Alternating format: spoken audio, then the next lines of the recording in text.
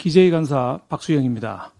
이재명 정부가 어제 무려 30조 5천억 원의 2차 추경안을 의결해서 다음 주에 국회에 제출할 예정이라고 합니다.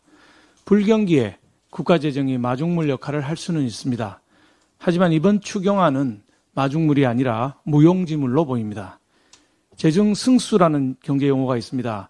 나라 돈을 어디에 써야 가성비가 좋은지 수치로 나타내는 개념입니다. 한국은행이 발표한 거시 계량모형 구축 결과 보고서를 보면 지역화폐 같은 현금성 지원 방식인 이전 지출의 재정승수는 3년 평균 0.33입니다. 반면 SOC건설 등 정부 투자는 0.86에 달합니다.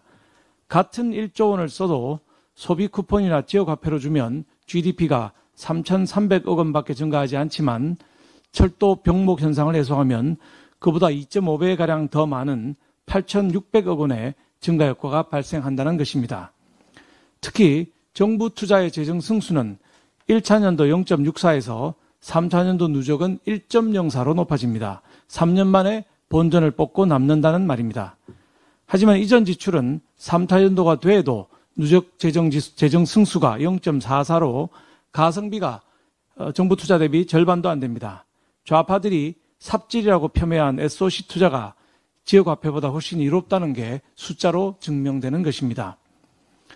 그런데도 이재명 정부는 소득 상위 10% 국민에게 15만 원, 나머지 90%에게 25만 원에서 최고 50만 원까지 지역화폐와 소비 쿠폰으로 지급하는 데에 13조 2천억 원을 쓴다고 합니다. 반면 건설경기 활성화 예산은 2조 7천억 원에 불과하고 올해 편성된 가덕도 공항 건설 예산도 절반이 넘는 5,200억 원이나 깎는다고 합니다. 황금알을 낳는 그 위에 배를 가르는 것과 다름이 없습니다. 또 추경안에는 7년 이상 장기 연체된 소상공인 113만 명의 채무를 탕감해주는 방안도 담겼습니다. 어려운 소상공인을 돕는 정책은 필요합니다. 하지만 그동안 성실히 갚아온 사람은 거의 혜택이 없고 갚지 않고 버텨온 사람은 탕감받는다고 하면 앞으로 누가 채무를 갚으려고 하겠습니까? 빚 갚는 사람이 바보라는 말이 나오는 이유입니다. 형평성에도 맞지 않고 도덕적 해이도 심각합니다. 추경안이 통과되면 국가 채무가 GDP 대비 49%에 달하는 1,300조 6천억 원으로 늘어납니다. 10년 전보다 2배 넘게 늘어난 역대 최대치입니다. 추가 발행할 국채도 19조 8천억 원이나 됩니다. 국가 부채는 이재명 정부가 아니라 미래 세대가 갚아야 합니다.